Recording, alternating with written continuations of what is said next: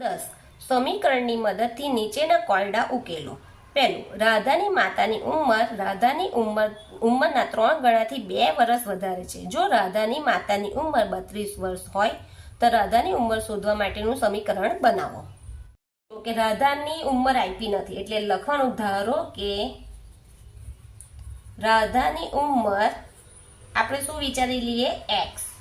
હવે અહીં લખ્યું છે કે તેની માતા, રાધાની માતા. રાધાની માતા શું લખ્યું છે કે રાધાની માતા રાધાની ઉંમરના 3 ગણા, એટલે રાધાની ઉંમર કેટલી છે, x, એટલે 3x આવશે. 2 વર્ષ વધારે છે એટલે 2 આવ્યા. અહીં રાધાની ઉંમર કેટલી છે, x છે, તો એની ઉંમર કરતા 3 ગણા એટલે 3x આવ્યા વત્તા 2, ને એ માતાની ઉંમર કેટલી થાય છે, 32. એટલે આ સમીકરણ બન્યું આપણું.